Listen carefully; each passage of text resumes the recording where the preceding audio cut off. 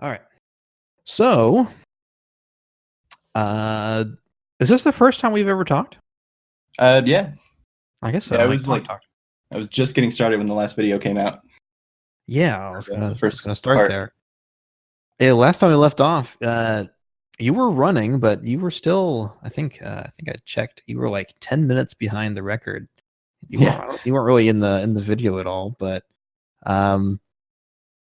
yeah, you kept at it. You just kept pushing, and now you're second place. Yeah. So I guess more or less, when did you first start running Fable? Looks like first video I have recorded. I know there were some before this, but first one was August 17th of 2018. 2018. August, yeah. That was, oh gosh. Was it really August? Yeah. That's so weird because I think that was the last time KJ got a run. Yeah, it was August 15th. His last PB was. I think my first run was the day he got that record. Oh my gosh. It was fate.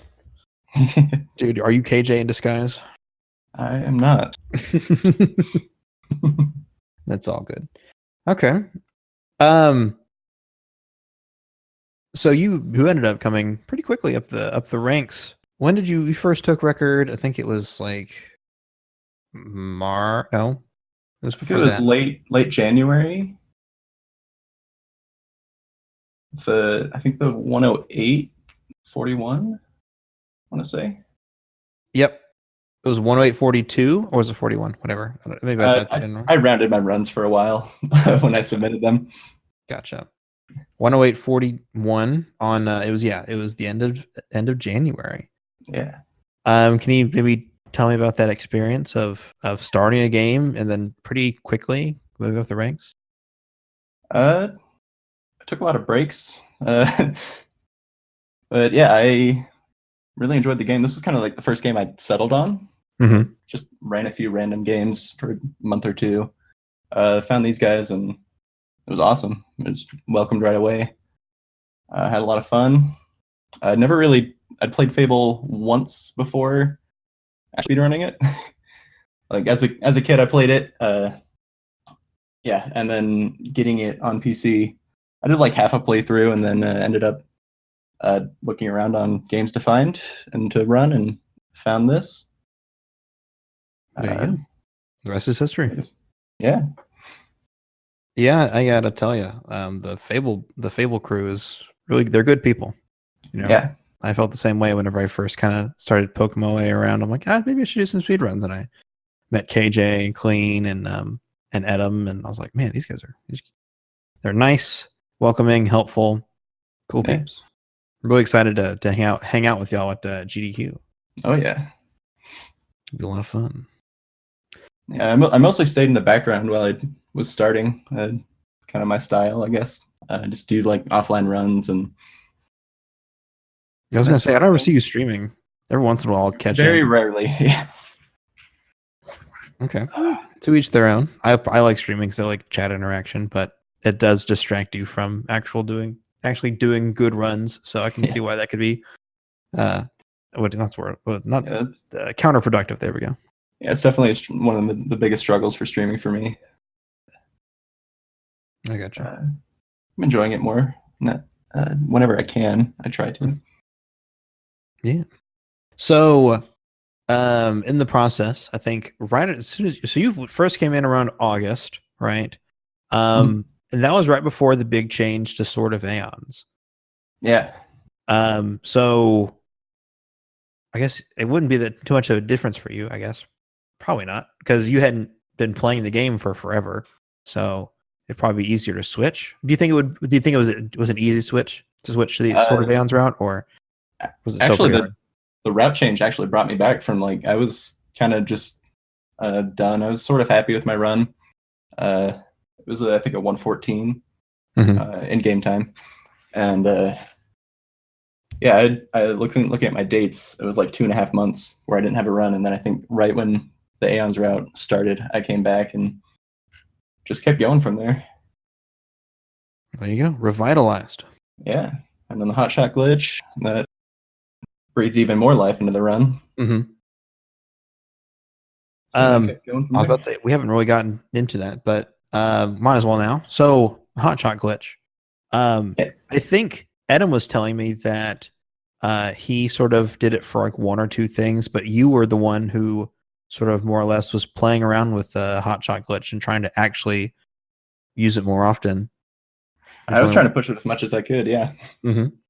What was your like process on that? Whenever I had enough experience after the end of an upgrade session, I'm like, hey, what can I hotshot glitch here that won't ruin the rest of the run? So there's like the 3 major upgrade points until the end of the game, or until after arena, where we get our end upgrades. Yep. So I was like, okay, I'm pretty sure we'd already established the after guild training, the first assassin rush, we should always hotshot that. Mm-hmm. And then after Orchard Farm, I was like, hey, we have all these upgrades, we're not doing anything with them. So I know I'd tried physique, speed. Eventually some of them stuck. That's, I think, when we routed Berserk in earlier. Mm-hmm. Don't remember exactly which ones I've tried, but I just kept going until the experience route made sense and was simple enough to not have to worry about and take your focus off the run. There you go. That's not bad. It's good to play around with stuff like that because I feel like a lot of times people will just be like, "Oh yeah, let's just do it on Assassin's Rush," and then like that's it. You know, like we'll just kind of maybe use it one other place, but it's like, nah, man, you gotta get in, you gotta get your hands dirty. You gotta be like, okay, we're gonna get speed upgrade this time. You know, we're gonna get whatever hotshot glitch that one. So I get it. Okay. And then let's see here. After Hotshot, that was in January. Do you think Hotshot was what sort of helped you get to the world record? Yeah, that made the run way more fun, in my opinion. We had like a cool upgrade glitch. It made arena much nicer, significantly nicer. I think that was probably the biggest change that it made was Inflame 4 in arena. And I know I really pushed the Inflame everything pretty much in the arena. Mm-hmm. I know there's still some waves that people will just go melee and charge up the Berserk damage stacks, and we'll go for that. And I'm just like, all right, Inflame, I can hit multiple things. We're gonna see if we can group as many enemies and take them out as fast as we can. Yeah, I mean, it's hard to beat that. Okay. So more or less, do you think it was the fact you were having fun meant that you were doing more runs, which means you were spending more time in the game? Or do you think that... Okay. Yeah, looking at my dates, my first runs with Hotshot Glitch were like the 8th of January, and then like every few days I had a PB. For 2 weeks, I think it dropped my time 3 minutes in those couple weeks. Okay. So that definitely closed the gap because I think you were like a 110 and world record is 109. Mm-hmm. So then, yeah, that just kind of makes sense. By the end of the month, you had a 108. Actually, at the start of the next month, you had a 108.20, which is right about almost 3 minutes from the 109.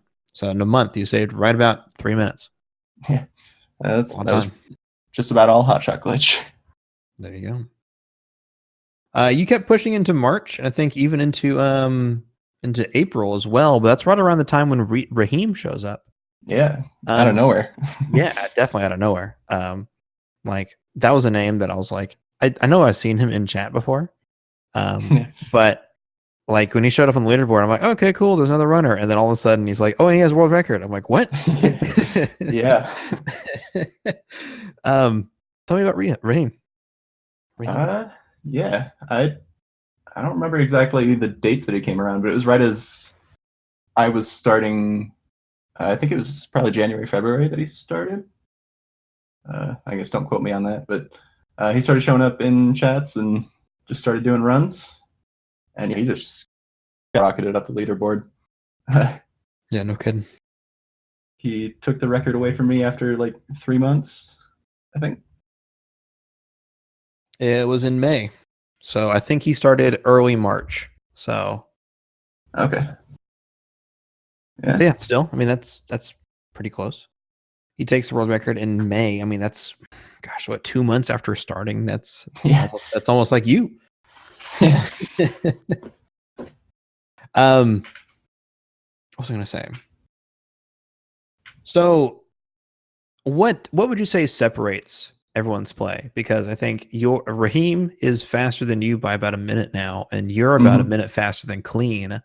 What among the three of you, what do you think is really separating the time? Burnout. Oh, that's fair. I mean, I can definitely see that. I think if we all were trying, it would be, we could easily get 105s. It's a hard category to grind all the RNG, especially at the end. Yeah, no doubt. I know we all have. It was like one of the bigger separators of the boys from the men, so to speak. And I know we all have similar times. I think Clean has the fastest arena. We do sort of different routes and upgrades, so it's not always comparable. But I'd say that's like the big test of your execution. And if you can get a sub 11 minute arena, then you have what it takes to get the record. All right. I'll be studying y'all's arena then. Go back and double check it. I think the main route difference between our runs, I think Clean has started going back for any percent runs occasionally. I'm not sure if his current PB has it, but I think it was Rehim's idea to ditch the Solace Greatsword completely and just run Aeons through the whole game. Makes a few fights harder, mostly Nostro and the Summoners and Ship of the Drowned. It's harder to get a good cycle on them, so you don't kill them quite as fast. Solace does more damage, but slower swings. You have slow rolls. It's with the sort of Aeons you can roll it out, no problem. It also has its mana regeneration augment, so that makes it easier to skip potions later in the game, especially Hook Coast. That's a good, I think, 10-15 seconds that we can save just by skipping out of that potion trip. Yeah, it's nuts to think about. It's just a little bit every time, but I wonder how many potions worth of mana you regen over the course of the run. Yeah, fair amount. We're holding it the whole game. Yeah, no kidding. Like all the little assassin rushes and things that's going on. It's like, I'm sure it's noticeable. It's one of the really cool things. Often. Yeah. So I think you and Raheem, do you also ditch the Solace Greatsword? I do now. Yeah. Okay. I don't think I did when he took the record from me. I started that after. Okay. Yeah, my time before that, the 107.28. I think that was still going Solace at the end. But I would switch to it, I think, after Maze. Let me check that. The Maze fight on Hook Coast? Yeah. Of course. Yeah. Yep, I would do the Maze fight with sort of Aeons and then switch to Solace after Jack. Gotcha. Mainly because of the Summoners? Yeah, because that's really the point where those Summoners, you can get an easy one cycle, or easier. I wouldn't say it's easy. Yeah, nothing in Fable is really, truly easy. Yeah, it just makes those end game fights just a little bit easier. Okay. But, it takes the time to get it. Yeah. So, what are the benefits or like the pros and cons of going for Solace or whatever? Like what's because you have to buy the Solace, right? So that means more buy and sell. You buy that. It actually doesn't, I don't think, equate to any more buy sells, because you have to get, I think you get most of the money in the arena, and then you have to do one buy sell, I think, in Bowerstone North. Okay. Optimally, yeah, you do one buy sell, get the Solace Greatsword, and you get some extra will potions there. I think it usually has 18. So it's just an extra top off for safety. Current route doesn't get any will potions after arena, or it gets them before going into arena, and they use those potions for the rest of the run. You skip out on those. I think you end up usually within 5 to 10 remaining. Yeah, it's the mana regen on the Aeons is more helpful than you'd think. How close are you guys cutting it with potions? Like at the end of your run, how many potions do you have left over? Let me check.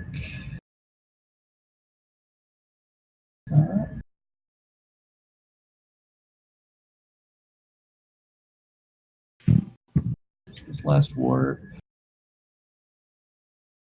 I mean, I don't explicitly go to check, but I have in the inventory. Come on. I had 24 in my PB. That's a some lot. Some of those would be health potions, so it's probably closer to 20.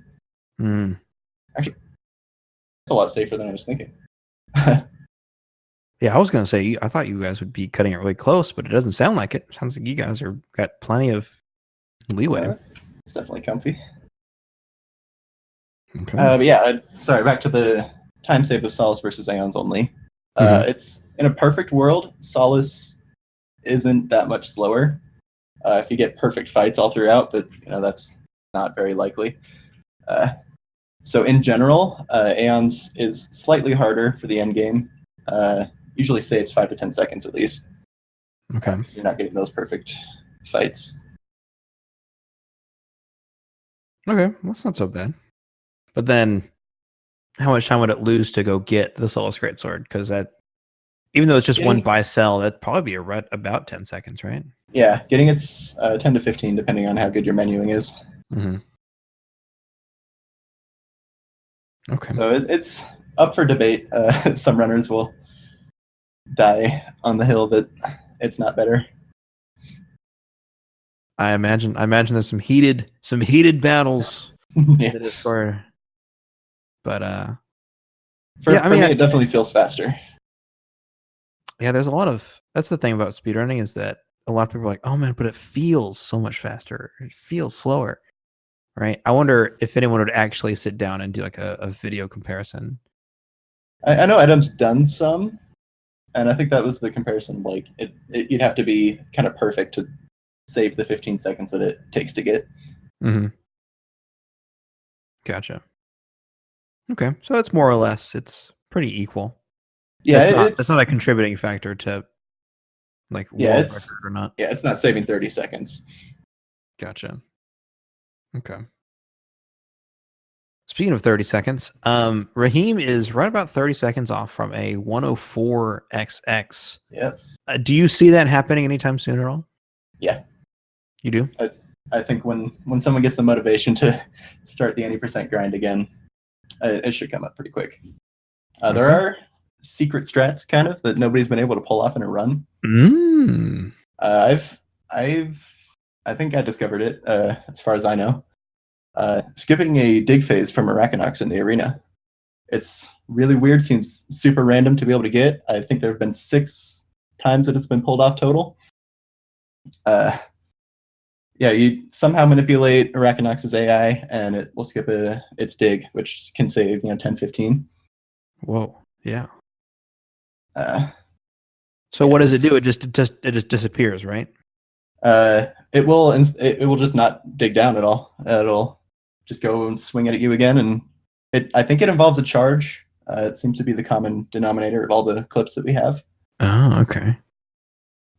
Does like a charge at you, and then a swing, and then we'll just keep attacking, and then you can go for basically what we do with Maze is just skipping like the health gate. Yeah.